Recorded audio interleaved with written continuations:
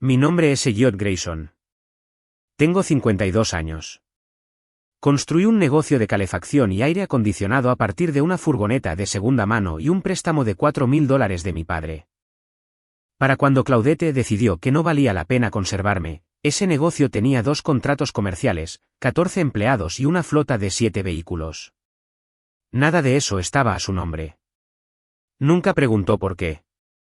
Nunca pensó que lo necesitara. Aquel martes por la mañana de septiembre empezó como cualquier otro. Bajé las escaleras y encontré a Silvia de pie en mi cocina. Mi cocina, con los brazos cruzados sobre su blazer de lino, uno que yo le había comprado el último día de la madre. No me dio los buenos días. Ni siquiera me miró directamente. Miró más allá de mí. De la misma manera que la gente mira los muebles que están decidiendo si conservar. Claudette bajó las escaleras arrastrando mi gran bolsa de lona.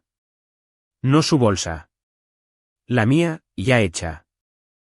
Me quedé al pie de la escalera y la vi dejarla junto a la puerta principal con la misma indiferencia con la que sacaba el reciclaje. Necesitamos que te vayas, anunció Claudette, sin llegar a mirarme a los ojos. Clifford vuelve a la ciudad. Las cosas son diferentes ahora. Clifford, el exmarido del que se había pasado 7 años diciéndome que era historia antigua. Historia antigua con bronceado y bolsa de fin de semana, al parecer. Miré la bolsa, luego a Claudette, y después a Silvia, que finalmente decidió mirarme con esa sonrisa particular que no llega a los ojos. Nunca fuiste realmente uno de nosotros, Elliot, dijo Silvia, con su voz suave y segura. Eres un don nadie que tuvo suerte. Mi hija se merece a alguien que realmente pertenezca a su mundo. Las palabras quedaron suspendidas en el aire. Me di cuenta de que Claudette no la corrigió. Ni una palabra. Caminé hacia la puerta. Cogí la bolsa. No levanté la voz. No di ningún portazo. Simplemente miré a Silvia durante un largo momento y dije, agradezco la honestidad. Luego asentí a Claudette, un movimiento lento, de esos que significan 100 cosas a la vez, y salí. Lo que no sabían, lo que ninguna de las dos podría haber sabido, era que mi salida por esa puerta era el último movimiento en un juego que ni siquiera se habían dado cuenta de que estábamos jugando. Esa casa, nunca a nombre de Claudette. Las cuentas que pensaban que eran conjuntas, reestructuradas hacía 11 meses. Todo lo que suponían que era suyo estaba dentro de un fideicomiso que no sabrían ni deletrear, y mucho menos acceder. Metí la bolsa en mi camioneta, una Ram del 2019, no llamativa, pero sólida, y me senté al volante exactamente 1 minuto. Sin música, sin llamadas, solo el sonido del vecindario y el peso de lo que estaba a punto de suceder asentándose en mi pecho como una lenta exhalación. En la guantera había un sobre de Manila. Dentro, 3 documentos, 2 memorias USB y una nota manuscrita de Nadia que decía simplemente, listo cuando tú lo estés. Llevaba casi 1 año trabajando para esto. No por rabia, ni siquiera por rencor. Lo había hecho porque, en algún momento del 11º mes de ver a mi esposa desaparecer lentamente en una versión de sí misma que no reconocía, comprendí que la preparación no era pesimismo. Era supervivencia. Salí del camino de entrada sin mirar atrás. No porque no doliera. Dolía. 23 años es mucho tiempo para amar a alguien. Incluso a alguien que dejó de amarte en algún punto del camino. Pero mi última lágrima por Claudette la lloré hace 6 meses, solo en mi oficina a medianoche, mirando una foto nuestra de nuestra luna de miel en Savannah. Me permití sentirlo entonces. Todo. Para no desmoronarme cuando importara. Y en ese momento, importaba. Marqué el número de Nadia. Contestó al segundo tono. Ha sucedido, dije. Hubo una breve pausa. Luego su voz llegó, firme y concentrada. Tendré todo listo en 2 horas. Conduce con cuidado, Elliot. Coloqué el teléfono en el portavasos y dirigí la camioneta hacia la oficina de Arthur Finch, al otro lado de la ciudad. El juego, en lo que a Silvia y Claudette concernía, había terminado. Habían ganado. No tenían ni idea de que acababa de empezar.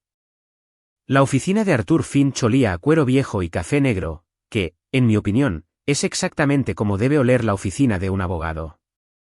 Sin láminas motivacionales en las paredes, sin plantas de plástico, solo estanterías del suelo al techo, un escritorio de caoba del tamaño de un bote pequeño. Y el propio Arthur, de 61 años, pelo plateado, con las gafas de leer posadas en la punta de la nariz como si se hubieran rendido en su intento de quedarse en su sitio. Ya estaba esperando cuando entré. Me miró a la cara una vez y no se molestó en formalidades. Lo hizo esta mañana, dijo. No era una pregunta. Me hizo la maleta ella misma, confirmé, dejándome caer en la silla frente a él. Su madre supervisó. Arthur emitió un sonido breve que no era exactamente una risa.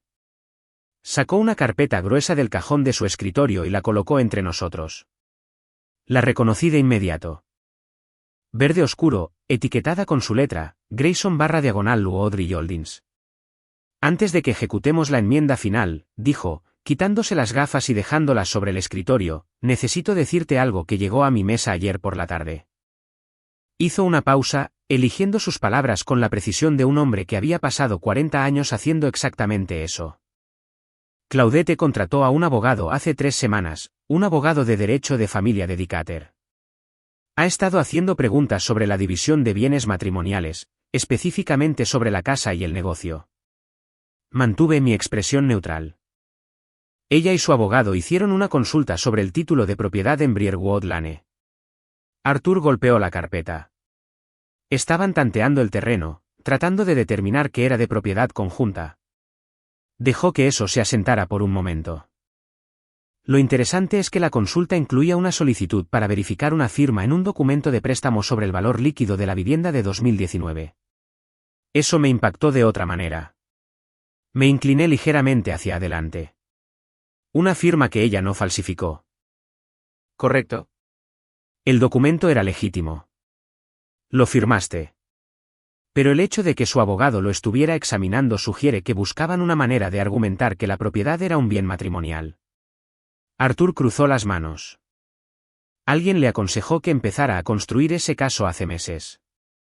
Elliot, esta no fue una decisión que tomó la semana pasada. Me quedé pensando en eso un momento. 23 años, y ella había estado preparando el terreno en silencio mientras yo programaba llamadas de mantenimiento de climatización y me aseguraba de que las nóminas se pagaran a tiempo. Ejecuta la enmienda, dije. Arthur asintió, destapó su pluma y deslizó los documentos sobre la mesa. La enmienda final al fideicomiso Lu Audrey Holdings, establecido en 2003, un año completo antes de que conociera a Claudette, financiado íntegramente con la venta del negocio de mi padre. La casa en Briarwood Lane se había comprado a través de ese fideicomiso en 2007. El nombre de Claudette nunca había aparecido en el título, ni una sola vez. Firmé, de forma limpia y deliberada. Arthur contrafirmó, luego presionó su sello de notario con la tranquila finalidad de un punto al final de una frase muy larga. Está hecho, dijo. La propiedad está totalmente asegurada. Ninguna reclamación matrimonial sobrevive a esta estructura. Exhalé lentamente. No exactamente alivio, más bien la sensación de dejar algo pesado que has llevado tanto tiempo que olvidaste que tenía peso. Hay una cosa más, añadió Arthur, cogiendo una hoja aparte. Durante mi revisión del historial de la cuenta conjunta, marqué una serie de transferencias de los últimos 14 meses. Pequeñas cantidades, 300 aquí, 500 allá, moviéndose de vuestra cuenta de ahorros conjunta a una cuenta externa que no pude identificar de inmediato. Deslizó la hoja sobre la mesa. La tracé. La cuenta receptora pertenece a Clifford Ansley. El nombre me golpeó como una corriente de aire frío. Silvia, dije secamente. Arthur asintió. El patrón de transferencia coincide con su horario de banca en línea. Movió aproximadamente $11.000 de vuestros fondos conjuntos al exmarido de Claudette durante 14 meses. Probablemente estructurado para mantenerse por debajo de los umbrales de declaración. Me quedé mirando la hoja. Silvia, de pie en mi cocina esta mañana con un blazer que yo había pagado, diciéndome que era un don nadie. Mientras, había estado desviando mi propio dinero para financiar al hombre con el que quería reemplazarme. ¿Cuáles son mis opciones?, pregunté. Demanda civil por conversión de fondos matrimoniales, respondió Arthur sin dudar. Posiblemente fraude electrónico, dependiendo de cómo se iniciaron las transferencias. Recomendaría que documentemos todo y presentemos la demanda civil como parte del proceso de separación más amplio. Pone una presión significativa sobre Claudette y su madre simultáneamente. Asentí lentamente. Hazlo. Conduje desde la oficina de Arthur directamente al otro lado de la ciudad, a un edificio más nuevo en un distrito más tranquilo. La dirección del apartamento que había estado alquilando discretamente durante 11 meses bajo el Woodry Holdings. Tercer piso, unidad de esquina. Nada extravagante. Nadia ya estaba allí cuando llegué, con el portátil abierto en la encimera de la cocina, 2 carpetas apiladas a su lado. Levantó la vista cuando entré, sus ojos oscuros y firmes, un pequeño gesto de reconocimiento. ¿Confirmó Arthur la enmienda?, preguntó. Firmada y sellada. Bien, giró la carpeta superior hacia mí. Porque encontré algo esta mañana mientras cotejaba los extractos de la cuenta conjunta que me enviaste el mes pasado. Señaló una columna de cifras resaltada. Silvia ha estado moviendo dinero a Clifford. La miré. Arthur encontró lo mismo hace 20 minutos. La expresión de Nadia no cambió, pero algo detrás de sus ojos se movió. Una tranquila satisfacción. Entonces los tenemos desde 2 direcciones. Cogió su taza de café, y por un instante, la luz de la mañana tardía iluminó el ángulo de su rostro de una manera que noté sin querer. Aparté la mirada y cogí la carpeta. Había trabajo que hacer. El apartamento en Kellner Street no era gran cosa desde fuera. Un edificio de ladrillo rojo, 6 pisos, sin portero, sin obras de arte en el vestíbulo, solo un llavero electrónico, un ascensor que funcionaba y el tipo de tranquilidad que cuesta más de lo que la gente cree. Había firmado el contrato de alquiler hace 11 meses bajo el Woodry Holdings. Pagué 12 meses por adelantado. El administrador del edificio me conocía como consultor de propiedades. Nadie en esa planta sabía mi nombre. Dejé la bolsa de lona en la cama y me quedé en el centro de la sala de estar por un momento. Líneas limpias, sin velas de lavanda, sin cojines decorativos que parecían haber sido dispuestos por un comité, solo muebles que había elegido yo mismo, un sofá gris oscuro, una lámpara de lectura adecuada y una cocina provista de comida de verdad. No olía a nada, y eso se sentía como un regalo. Nadia llegó 20 minutos después con 2 portátiles, un router portátil y una bolsa de papel del diner de 2 manzanas más abajo. Puso todo sobre la mesa de la cocina sin ceremonia y abrió primero el router. Red encriptada, dijo, enchufándolo. Todo lo que ejecutemos pasa por el proxy que configuré en febrero. Sin rastro de vuelta a ninguno de nuestros nombres. Ella pensó en eso en febrero. Meses antes de que yo le contara lo que estaba pasando con Claudette. Así era Nadia. Planeaba para el tiempo antes de consultar el pronóstico. La observé trabajar, sus dedos moviéndose eficientemente por el teclado, y pensé, no por primera vez, que la mayoría de la gente en mi vida la había subestimado enormemente. Veían a una mujer de 32 años con zapatos prácticos haciendo recados para un contratista de calefacción y aire acondicionado. Lo que en realidad era más astuta que cualquiera que hubiera contratado en 20 años de negocio, incluyendo a la gente con títulos en sus paredes. Empujó uno de los portátiles hacia mí. Inicia sesión en la cuenta conjunta por última vez, solo para confirmar lo que todavía queda ahí antes de que iniciemos la transferencia. Inicié sesión. El saldo era de $14.340. Transfiere todo lo que se originó de los depósitos de mi LLC, dije. Deja lo que provenga de su salario de profesora.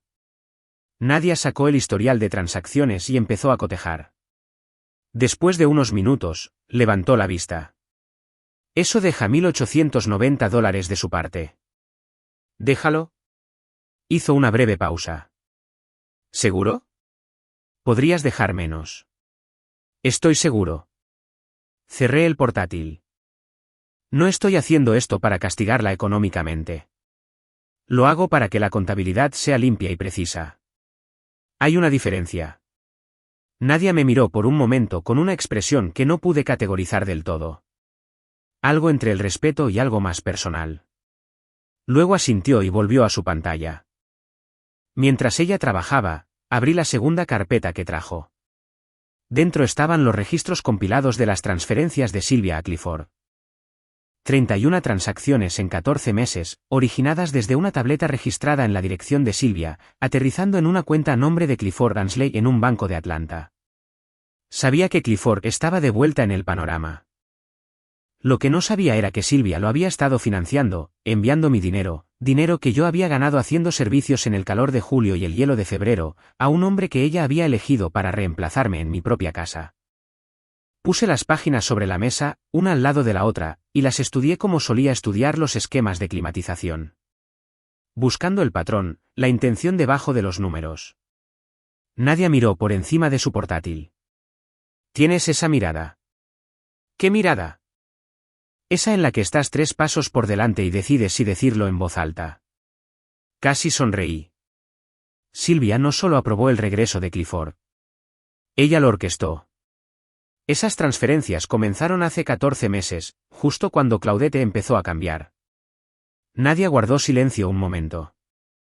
Luego dijo con cuidado, eso significa que la decisión de terminar tu matrimonio no fue de Claudette. No del todo. Su madre decidió primero. Claudette simplemente estuvo de acuerdo. Junté las páginas y las apilé uniformemente. Arthur Finn las añadiría al expediente de la demanda civil mañana por la mañana. Fraude electrónico, conversión de fondos matrimoniales, 2 ángulos distintos presionando a las mismas personas simultáneamente. Fui a la ventana y miré la calle de abajo. La tarde era ordinaria. Un camión de reparto en doble fila. Una mujer paseando un terrier. Alguien discutiendo con un parquímetro. La ciudad, completamente indiferente al hecho de que mi matrimonio había terminado esa mañana. Detrás de mí, oí a Nadia cerrar su portátil. Transferencia hecha, dijo. Cuenta reestructurada. Estás limpio por tu parte. Gracias. Hubo una pausa. No incómoda, simplemente presente. El tipo de silencio que existe entre 2 personas que han pasado suficiente tiempo juntas como para que el silencio no necesite ser llenado. ¿Has comido algo hoy?, preguntó. ¿Café? Empujó la bolsa del diner hacia mí por la mesa. Come algo, Elliot. Tienes una larga semana por delante. La miré cuando lo dijo. Ella ya estaba sacando su propio recipiente, sin mirarme. Pero el hecho de que hubiera pensado en traer 2 comidas, que supiera sin que se lo dijeran que hoy sería el tipo de día en que un hombre se olvida de comer, me llegó a un lugar que no esperaba. Me senté frente a ella y abrí la bolsa. Frank apareció el jueves sin llamar. Así operaba Frank. Sin previo aviso, sin preguntar si era conveniente. Simplemente aparecía, 1,85 metros, camisa de franela, la misma chaqueta carar gastada que tenía desde la administración Obama, y se plantaba en tu puerta como si hubiera tenido la intención de pasar desde el martes pasado. Abrí la puerta del apartamento y me examinó de arriba a abajo, como hacen los hermanos mayores cuando comprueban si de verdad estás bien o si solo lo dices. Parece que has dormido, dijo. ¿Lo hice? Bien. Entró, echó un vistazo al apartamento, asintió una vez en señal de aprobación y dejó un pack de 6 cervezas decentes en la encimera. Bonito sitio, limpio. Siéntate, Frank. Se sentó en el sofá y esperó. Eso era lo bueno de Frank. Nunca presionaba. Había conducido 40 minutos desde Marietta sin invitación y se sentaría allí toda la tarde sin hacer una sola pregunta, si la situación lo requería. Nos serví un café a ambos. Eran solo las 11 de la mañana. La cerveza podía esperar. Y me acomodé en la silla frente a él.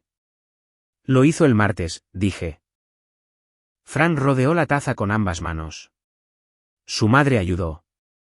Supervisó todo el asunto. Hizo un sonido grave en el pecho.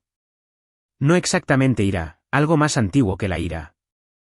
Conoció a Sylvia exactamente 4 veces en 23 años. Cada vez le había estrechado la mano, había sido educado, y después me había dicho en privado que esa mujer me miraba como si fuera un contrato de alquiler que estaba esperando a que expirara. Yo le dije que estaba leyendo demasiado en ello. ¿Recuerdas lo que me dijiste después de mi cena de compromiso?, pregunté. Frank levantó la vista. Te dije que la que se casaba contigo era la madre, no la hija. ¿Lo hiciste? Se quedó callado un momento. También te dije que esperaba estar equivocado. ¿También hiciste eso? Le di un resumen. No todo.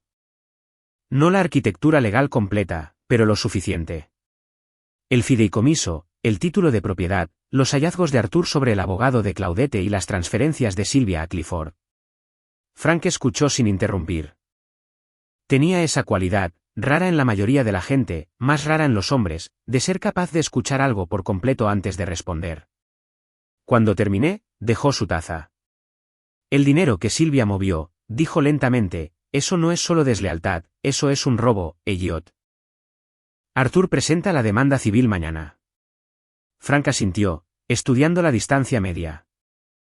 Luego dijo, ¿estás haciendo esto solo? La parte legal, la financiera, todo. Nadie me está ayudando. Algo se movió en su rostro. No sospecha, solo atención. La hija de Roy, ¿verdad? Es astuta, dijo Frank simplemente.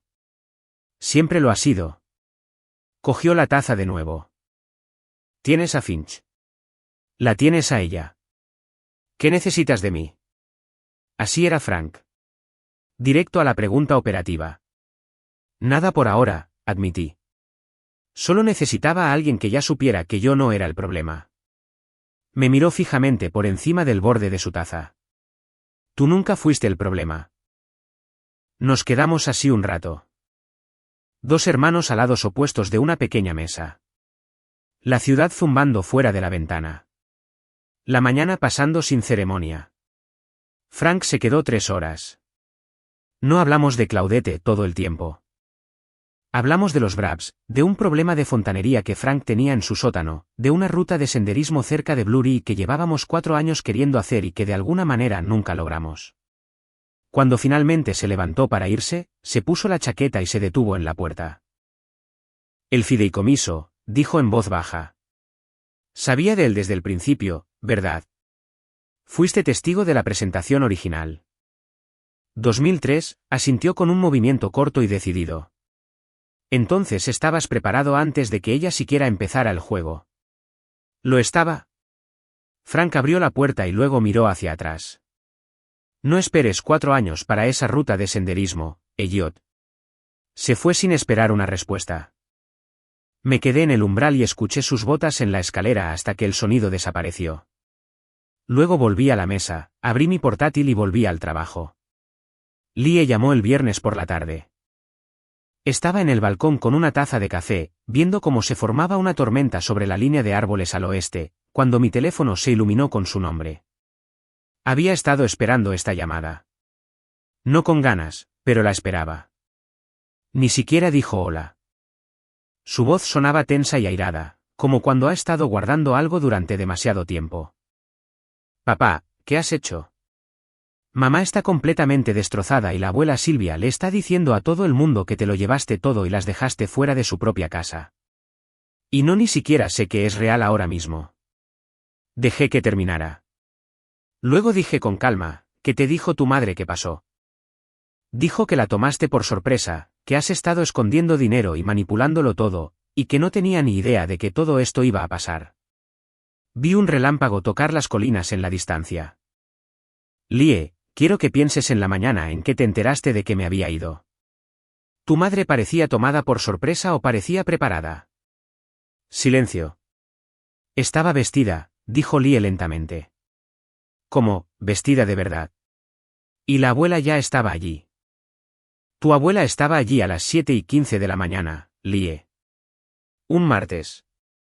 Otro silencio, más largo esta vez. Necesito que entiendas algo, dije. No voy a discutir el caso de tu madre contra el mío. Pero te diré esto, todo lo que hice, lo hice legalmente, de forma transparente y con documentación que se remonta a 20 años. No escondí nada que fuera mío para proteger. La voz de Lie cambió. Menos calor, más confusión. Dijo que había un acuerdo prenupcial. Lo había. Firmado en agosto de 2009.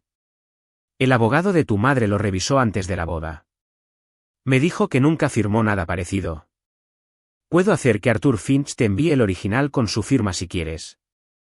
La línea se quedó en silencio durante un largo momento. Oí cómo cambiaba su respiración, ese ritmo específico que tenía desde que era niña cuando intentaba no llorar. No sé a quién creer, admitió. No tienes que creernos a ninguno de los dos ahora mismo, dije. Solo no cierres ninguna puerta todavía. Colgamos sin una resolución. Estaba bien. No esperaba una resolución. Esperaba exactamente esto. Lie tenía 22 años y amaba a su madre. La verdad encontraría su propio camino hacia ella. Solo tenía que asegurarme de seguir en pie cuando lo hiciera. 3 días después, me llamó Jared. Conocía a Jared, el hijo de la hermana de Claudette, de 24 años, trabajando en logística, más callado que el resto de esa familia por un factor de 10. Siempre me había tratado decentemente. Le había ayudado a conseguir su primer trabajo después de la universidad a través de un contratista que conocía. No era del tipo que se involucraba en dramas familiares sin una razón. Señor Grayson, dijo, con la voz baja como si estuviera llamando desde un lugar donde no quería ser oído. Necesito decirle algo porque no creo que lo que está pasando sea justo. Me dijo que había encontrado algo en el dormitorio de su tía Claudette. No espiando, dijo, solo ayudando a mover muebles, y no había sabido qué hacer con ello. Un diario, pequeño, azul oscuro, escondido detrás de los libros en una estantería. Lo había abierto por accidente, leyó una página y luego siguió leyendo. Entradas que se remontaban a 3 años. Describió lo que había visto sin leer directamente de él. Fechas, referencias a Clifford, a planes, a conversaciones con Silvia sobre los plazos y cómo hacer la transición limpia. Una entrada de hace 14 meses mencionaba, con la propia letra de Claudette, que Silvia había empezado a mover fondos a C para que estuviera listo cuando llegara el momento. Se me tensó la mandíbula. Silvia no solo había aprobado el plan. Estaba escrita en él por su nombre. Jared, dije con cuidado, Lie sabe lo del diario. No, señor, pero creo que debería. ¿Puedes dárselo? Una pausa. Ya lo hice. Se lo dejé en la mesa de su cocina esta mañana con una nota que decía que necesitaba leerlo. Exhalé lentamente. No le había pedido que hiciera eso.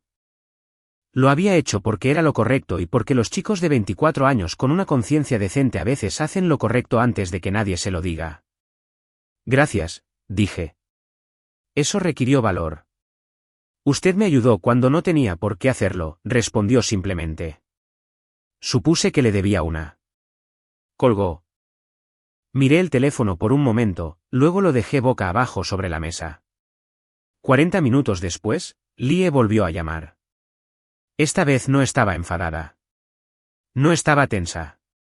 Simplemente sonaba destrozada. De la manera en que suena una persona cuando algo en lo que creía con todo su ser resulta ser una construcción. Papá, su voz apenas se sostenía. Lo leí. Lo sé. Planeó esto durante 3 años. Ya estaba. Ya estaba. Su voz se quebró por completo. Lie. Mantuve mi voz firme porque uno de los dos tenía que estarlo. Ven a quedarte al apartamento este fin de semana. Hablaremos cara a cara. Una larga pausa, luego. Vale. Apareció el sábado por la mañana con una bolsa de lona y los ojos rojos y se sentó en la mesa de mi cocina durante 2 horas. No resolvimos todo esa mañana, pero cuando se fue, me abrazó en la puerta. El tipo de abrazo que dice ahora te veo sin necesidad de palabras. Eso era suficiente para empezar a trabajar. Clifford Ransley apareció un miércoles por la noche y supe que no iba a ser una conversación. Nadie me había enviado un mensaje a las 9:45. Atento, Clifford ha estado en el bar Callahan's desde las 7. Jared lo vio, dijo que ha estado ruidoso y bebiendo sin parar. Quizás quieras cerrar la puerta con llave. Agradecí la advertencia. No la tomé tan en serio como debería haberlo hecho. A las 10:20, la cámara exterior del edificio, una que había instalado 3 semanas después de firmar el contrato de alquiler, captó una camioneta azul oscuro aparcando torcidamente en 2 plazas del aparcamiento de abajo. A las 10:30, Alguien estaba golpeando mi puerta con la palma de la mano, no llamando. Fui a la puerta, miré por la mirilla, y allí estaba. Clifford Ransley, 49 años, 1,82 metros, con la complexión de un hombre que solía ser atlético y que se había pasado la última década recordándoselo a sí mismo. Llevaba el cuello de la camisa abierto, los ojos vidriosos, y traía esa energía específica de un hombre que se había convencido a sí mismo, alrededor de su cuarta copa, de que tenía una queja que merecía la pena resolver. Abrí la puerta. No esperó una invitación. Avanzó con el brazo derecho ya en movimiento, un amplio y telegrafiado gancho dirigido al lado izquierdo de mi cara. Jugué al béisbol en el instituto y en la universidad. El tiempo de reacción no te abandona por completo. Me moví a la izquierda, eché la cabeza hacia atrás, y el golpe pasó junto a mí, lo suficientemente cerca como para sentir el movimiento del aire. Su impulso lo llevó hacia adelante y se golpeó el hombro contra el marco de la puerta, luego tropezó de lado contra la pared del pasillo y cayó con fuerza sobre una rodilla, sujetándose con ambas palmas. Hizo un sonido, mitad gruñido, mitad algo que no pretendía hacer, y se quedó allí un momento. Me quedé en mi umbral y lo miré. Respiraba con dificultad. Su mano derecha estaba apoyada en el zócalo del pasillo. Se había golpeado la pared con suficiente fuerza como para que, por la forma en que se sostenía, pudiera ver que la rodilla le dolería mañana. Clifford, dije con calma, ¿qué pensabas exactamente que iba a pasar aquí? Me miró, y por un momento, la fanfarronería desapareció. Solo un hombre en el suelo del pasillo de un extraño, dándose cuenta de la secuencia de decisiones que lo habían puesto allí. Luego volvió la ira. Empezó a levantarse, con la mandíbula apretada, señalando con un dedo en mi dirección. Te crees muy listo, dijo, con la voz áspera. Crees que toda tu basura legal va a... No sabes con quién te estás metiendo, Grayson. Claudette ha terminado contigo. Esto se ha acabado. Tienes que alejarte de todo y dejarlo ir. Me apoyé en el marco de la puerta y crucé los brazos. Voy a decir esto una vez. Viniste a mi casa. Me lanzaste un golpe. Fallaste. Estás en el suelo. Hice una pausa. Y todo lo que acabas de hacer está grabado. Eso lo detuvo. Sus ojos se movieron instintivamente hacia el pequeño dispositivo montado sobre la señal de salida del pasillo. El que claramente no había notado al subir. Cámaras de seguridad del edificio, añadí, también en el aparcamiento exterior. Con marca de tiempo. Te grabaron desde el momento en que aparcaste. Descrucé los brazos. Probablemente deberías irte a casa, Clifford. Ponte hielo en esa rodilla. Este hombre acaba de ser atacado en su propia casa y no perdió la calma ni un solo segundo. Ese es un hombre que sabía exactamente quién era mucho antes de que todo esto comenzara. Se levantó por completo y por un segundo, sinceramente, no supe hacia dónde irían las cosas. Luego, cualquier impulso con el que había entrado pareció desvanecerse de golpe. Me señaló una vez más por costumbre que por amenaza, murmuró algo que no entendí y se giró hacia la escalera. Cojeaba ligeramente de la pierna derecha. Lo vi irse, luego volví a entrar y cerré la puerta. Me quedé en la cocina un momento, dejando que la adrenalina se asentara. Luego saqué mi teléfono y envié 2 mensajes. Uno a Arthur Finch: Clifford Ransley intentó agredirme en mi residencia esta noche. Grabación de cámara disponible. Aconsejar sobre orden de protección. Uno a Nadia: vino. Lanzó un golpe. Falló. Lo tenemos grabado. Su respuesta llegó en 40 segundos. Claro que sí. ¿Estás bien? Respondí, bien. ¿El no? Aparecieron 3 puntos, luego su mensaje. Bien. Dejé el teléfono en la encimera y me serví un vaso de agua. Mis manos estaban firmes, no porque el momento no hubiera sido real. ¿Lo fue? Sino porque hay un tipo particular de calma que viene de saber que manejaste algo sin perderte en ello. La grabación iría a Arthur por la mañana. La solicitud de la orden de protección seguiría. Clifford Ransley me acababa de entregar un documento más para el expediente. Algunos hombres, cuando se sienten acorralados, salen a la ofensiva. Aprendí hace mucho tiempo que el mejor movimiento es simplemente no estar donde esperaban que estuvieras. Roy llamó un lunes por la mañana y no perdió el tiempo en ir al grano. Elliot, necesito dar un paso atrás por un tiempo. Su voz era cuidadosa, medida, el tono de un hombre que había ensayado la conversación antes de marcar. Mi esposa ha estado recibiendo llamadas de gente del círculo de Claudette. Hay rumores circulando y con nuestros contratos conjuntos para renovar el próximo trimestre, no puedo permitirme la imagen que da ahora mismo. Estaba de pie en mi cocina. Dejé mi taza de café sin hacer ruido. Entiendo, dije. No es personal, Roy. Mantuve mi voz nivelada. Dije, entiendo. Sin rencores. Exhaló, claramente aliviado de que no hubiera presionado. Terminamos la llamada cortésmente, y me quedé allí un momento mirando la pared. 14 años. Habíamos construido 3 grandes contratos comerciales juntos, reemplazado sistemas de techado en 2 edificios del condado y compartido un stand en la Expo Comercial de Atlanta cada primavera durante más de una década. Y una campaña de presión social de la red del club de lectura de Claudette lo había asustado en menos de una semana. Cogí mi taza y volví al trabajo. No le devolví la llamada. No le envié un mensaje. Simplemente ajusté el cronograma del proyecto y anoté el hueco. Algunas personas necesitan ver cómo terminan las cosas antes de decidir de qué lado están. Podía respetar eso, aunque no lo admirara. 2 días después, Nadia me reenvió un documento de declaración de impuestos que había detectado durante una verificación de antecedentes de rutina que había estado realizando sobre los actores clave en el círculo de Claudette. El nombre de Silvia aparecía como funcionaria en una pequeña empresa de propiedades, Terracegate Properties LLC, que había presentado declaraciones rectificativas durante 3 años consecutivos. Cada rectificación reducía silenciosamente los ingresos por alquiler declarados en cantidades que rozaban el umbral de declaración. No era dramático. No era una prueba irrefutable. Era exactamente el tipo de patrón que parece un error de papeleo hasta que un contable o un auditor de Hacienda decide mirar 2 veces. Se lo reenvía a Arthur Fint con una nota de una línea, para el expediente. No lo uses. Solo infórmalo al departamento correspondiente y deja que el sistema haga su trabajo. Arthur respondió en 1 hora. Ya redacté la remisión. Soplo anónimo al departamento de Hacienda.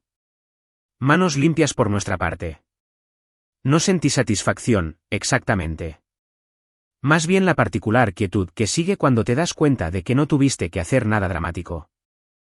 Solo tuviste que apuntar con una linterna a lo que ya estaba allí. El jueves siguiente, Roy volvió a llamar. Me enteré de la grabación, dijo sin preámbulos esta vez. Clifford, yendo a tu casa. Y mira, Elliot, cometí un error al retirarme. Entré en pánico. Esa es la verdad. Dejé pasar un momento antes de responder. ¿Qué cambió? Wendell, del condado de Dryden, se puso en contacto. Dijo que vio la solicitud de orden de protección de Finch en los registros judiciales. Es público. Y que Clifford se enfrenta a una audiencia por la orden de alejamiento el próximo mes. Hizo una pausa. La gente de Claudette se está callando y empecé a pensar en lo que realmente sé de ti versus lo que me estaban diciendo. Y te conozco desde hace 14 años. Nunca has tomado un atajo en un contrato ni has dejado a un socio colgado. Su voz era más baja ahora. Siento haberme acobardado. Lo pensé durante exactamente el tiempo que merecía. Pásate por el apartamento el sábado por la mañana. Trae café. Hablaremos. Allí estaré. Dejé el teléfono y noté que Nadia me miraba desde el otro lado de la mesa. Con una ceja ligeramente levantada. Roy, preguntó, volviendo al redil. Ladeó la cabeza, considerando. Le ha llevado unos 10 días. Algunas personas necesitan ver hacia dónde sopla el viento antes de comprometerse con una dirección, dije. Y algunas personas, respondió, volviendo a su portátil, solo necesitan que les recuerden con quién están tratando en realidad. Lo dijo a la ligera, sin levantar la vista, pero se quedó conmigo más tiempo de lo que suele hacerlo un comentario ligero. Me encontré observándola por un momento. La forma en que trabajaba, la precisión, la firmeza, y me contuve y volví a mi propia pantalla. Tenía razón, por supuesto. Casi siempre la tenía. Eran las 11:47 de la noche cuando Claudette llamó. Sé la hora exacta porque todavía estaba en la mesa de la cocina revisando un contrato de proveedor y miré el reloj 30 segundos antes de que el teléfono se iluminara. Miré su nombre en la pantalla y dejé mi bolígrafo. Dejé que sonara 3 veces. Luego contesté. No empezó con ira.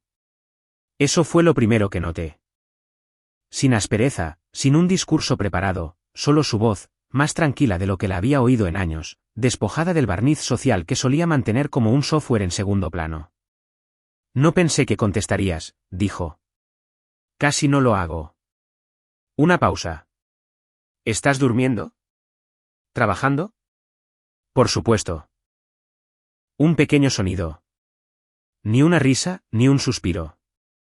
Siempre estás trabajando. No dije nada.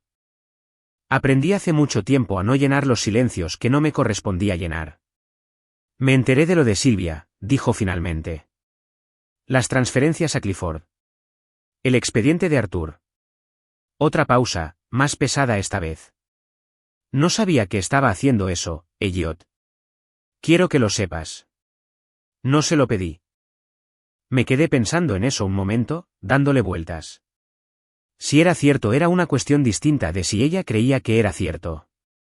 Claudette tenía un talento para no saber las cosas que no quería saber. No cambia el panorama legal, dije.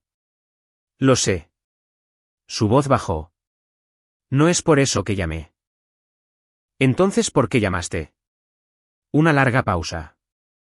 Lo suficientemente larga como para pensar que la llamada se había cortado. Entonces, no pensé que realmente lo llevarías a cabo. Nada de ello. Pensé que... No sé qué pensé. ¿Qué negociarías? Que intentarías aferrarte a algo. Me aferré durante mucho tiempo, Claudette. Sé que lo hiciste, dijo en voz baja, y le creí. Elliot, no estoy pidiendo nada. No estoy tratando de cambiar lo que está sucediendo. Solo... No me di cuenta de lo lejos que había llegado hasta que ya estaba allí. Su voz vaciló por un instante antes de que la estabilizara. En realidad, nunca pensé que te irías sin mirar atrás. Miré atrás, le dije. Simplemente no me detuve. Silencio de nuevo. Me levanté y fui a la ventana, mirando la calle oscura de abajo. Vas a estar bien, dijo finalmente. No era una actuación. Sonaba como algo que realmente creía. Siempre has caído de pie. Tú también, respondí. Ya descubrirás cómo se ve eso ahora. No respondió a eso. Después de un momento, dijo vale de esa manera pequeña y final en que la gente lo dice cuando sabe que una conversación ha llegado a su fin natural. Buenas noches, Claudette. Buenas noches. La línea se quedó en silencio. Dejé el teléfono boca abajo en el alféizar de la ventana y me quedé allí mirando la calle durante mucho tiempo. Un coche pasó por debajo. Una luz se encendió en el edificio de enfrente, luego se apagó. Pensé en 23 años, en lo que realmente habían contenido. Las partes buenas, y existieron, junto a la lenta erosión que había notado y justificado y archivado bajo, así es como van los matrimonios. Me había equivocado en esa última parte. Algunas cosas vale la pena justificarlas. A otras vale la pena prestarles atención. Mi teléfono vibró. Nadia, reportándose tarde como a veces hacía. ¿Todavía despierto? Encontré algo sobre la fecha de la audiencia de Clifford. Finn debería saberlo esta noche. Casi sonreí. Las 11:58 de la noche y ella seguía trabajando en el expediente. Envíalo, escribí. Se lo reenviaré a Arthur. Un segundo después, ya se lo envié a ambos. Duerme un poco, Elliot. Miré esa última línea un momento más de lo necesario. Luego cerré la ventana, cogí mi contrato y volví al trabajo. Arthur Finch programó la reunión para un jueves a las 2 de la tarde. En mi apartamento, terreno neutral, excepto que no era neutral, y todos en la sala lo sabían. Claudette llegó primero, 3 minutos antes, lo que me sorprendió. Iba vestida de forma conservadora, pantalones oscuros, una blusa gris, nada de la elegancia performativa que había favorecido cuando todavía pensaba que la apariencia era una ventaja. Parecía cansada de una manera que el maquillaje no podía ocultar del todo.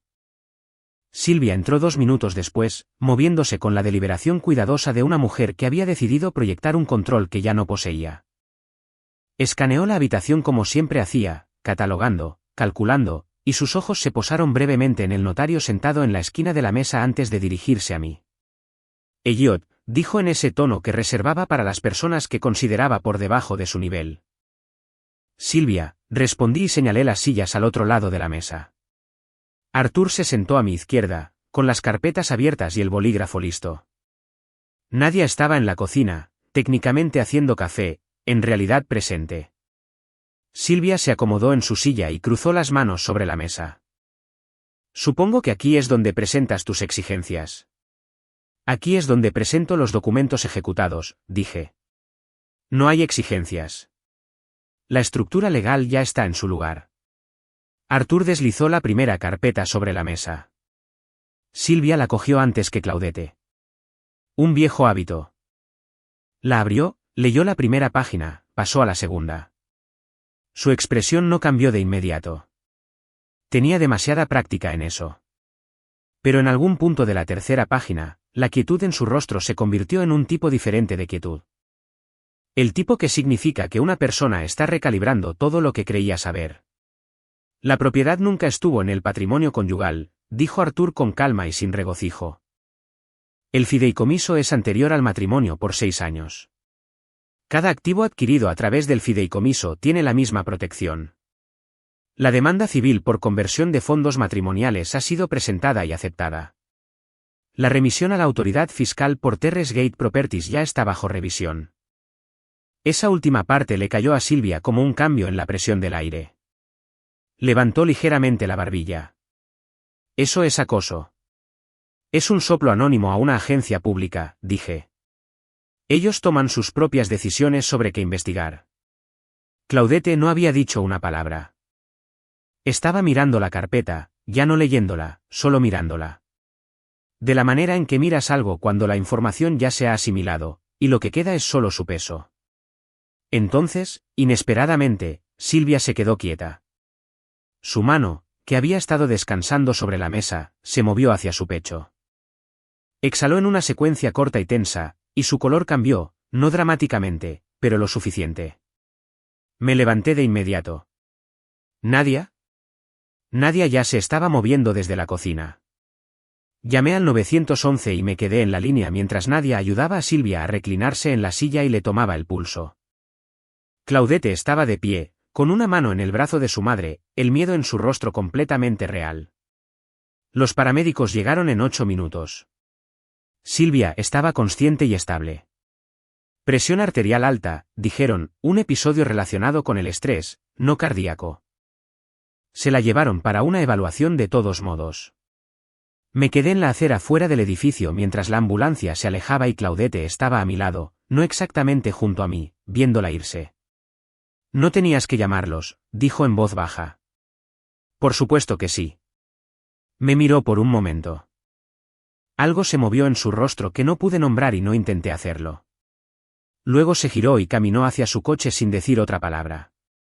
La reunión no se reanudó ese día. No era necesario. Los documentos ya estaban ejecutados.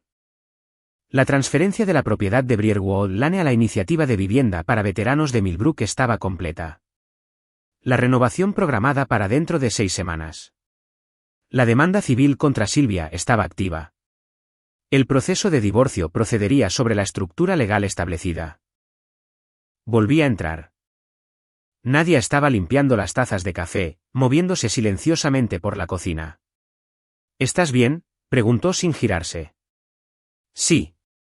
Dejé mi chaqueta en la silla. ¿Y tú? Se giró entonces, y por un momento nos miramos a través de la cocina, la mesa entre nosotros, la luz de la tarde entrando por la ventana en un ángulo bajo, todo en silencio. Salió más o menos como se esperaba, dijo. Silvia incluida. Una pequeña y cuidadosa sonrisa. Silvia superó ligeramente las expectativas. Casi me río. Fue la primera vez ese día que estuve cerca de hacerlo. Volvió a las tazas de café y me quedé allí observándola durante el tiempo que pude justificar antes de coger mi chaqueta y decirle que volvería en 1 hora. Pasaron 3 meses de la forma en que pasan los meses cuando estás ocupado. No lentos, no rápidos, simplemente llenos. El divorcio se finalizó un martes por la mañana con considerablemente menos drama del que había producido el matrimonio. Arthur Finch me llamó mientras conducía a una obra, me dijo que estaba hecho, y le dije gracias, y seguí conduciendo. La estructura legal se mantuvo exactamente como fue diseñada. Claudette se fue con el contenido de su cuenta de jubilación de maestra, su vehículo y los $1.890 de la cuenta conjunta que había dejado intactos. La demanda civil contra Silvia se resolvió fuera de los tribunales. Devolvió los $11.000 de las transferencias más los costes legales, y la investigación de la autoridad fiscal sobre Terrace Gate Properties continuó independientemente de cualquier cosa que hubiéramos hecho. Clifford Ransley se enfrentó a una audiencia por la orden de alejamiento el mes siguiente. Llegó con un abogado y la grabación de mi pasillo se reprodujo para el juez en su totalidad.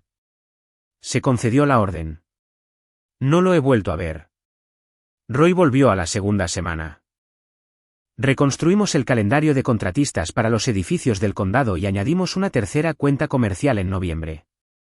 Trajo café a la reunión del sábado como le había pedido, y no hablamos de las 2 semanas que se había retirado. Algunas cosas es mejor reconocerlas una vez y luego dejarlas a un lado. Lie se recuperó lenta y completamente. Pasó 3 fines de semana en el apartamento durante esos 3 meses y construimos algo nuevo a partir de los escombros de lo que se había asumido. Más tranquilo que antes, más honesto, mejor por ello. Seguía amando a su madre. No le pedí que no lo hiciera, pero había leído el diario, y sabía lo que sabía, y hizo las paces con ello en sus propios términos. Jared consiguió un ascenso en su empresa de logística en octubre. Le envié un breve mensaje de felicitación. Respondió con un pulgar hacia arriba y una línea: se merecía algo mejor, señor G. Pensé que eso era bastante acertado. Un viernes de diciembre, estaba en el apartamento cuando Nadia llamó a la puerta. Tenía una llave, pero llamó de todos modos, que era una de las cosas de ella que había notado sin comentarlo nunca. Entró con comida tailandesa y una carpeta con los estados financieros de fin de año del Woodridge Holdings.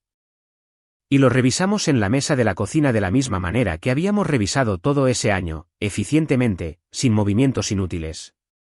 Los dos, en un ritmo que se había desarrollado sin que ninguno de los dos lo diseñara. Cuando el trabajo terminó y los recipientes fueron apartados a un lado, no se fue de inmediato. Fue a la ventana y se quedó allí mirando las luces de la ciudad como yo a veces hacía tarde en la noche. Y la observé desde la mesa sin decir nada. Pareces diferente, dijo sin girarse. ¿Diferente cómo? ¿Más ligero? Se giró entonces y me miró directamente con una honestidad particular que siempre había tenido y que nunca se había molestado en suavizar. Como si algo que llevabas cargando mucho tiempo hubiera desaparecido. Algo sí, dije. Me miró por un momento, luego volvió a la ventana, y luego a mí de nuevo. ¿Y ahora qué? Era una pregunta genuina. La hizo de la manera en que preguntas las cosas cuando no estás seguro de qué respuesta esperas y has decidido preguntar de todos modos. Me levanté de la mesa y caminé hacia la ventana. Me detuve a su lado, ni lejos, ni cerca, y miré las luces de abajo. He construido algo nuevo, dije. Algo que me pertenece desde cero. Sentí que me miraba de reojo. No me giré de inmediato. Cuando lo hice, ella ya estaba observando, y ninguno de los dos apartó la mirada. Puede que conozca a alguien que ayudaría con eso, dijo en voz baja. La miré de verdad, de la manera en que no me había permitido hacerlo del todo durante meses, y no dije nada ingenioso, ni desvié el tema, ni cambié de conversación. Sé que lo harías, dije. Nos quedamos allí, junto a la ventana, un rato después de eso. La ciudad se movía debajo de nosotros, indiferente y viva. Nada se decidió en palabras esa noche, pero algo se había asentado en un lugar que no había estado allí antes. Sólido, sin prisas, real. Eso era suficiente para construir sobre ello. Algunas personas confunden tu silencio con debilidad. Elliot nunca discutió, nunca suplicó, nunca levantó la voz, y aún así se fue con todo lo que era verdaderamente suyo. Esa es la clase de fuerza que la mayoría de la gente nunca desarrolla. Gracias por escuchar. Cuídense, y nos vemos en la próxima historia.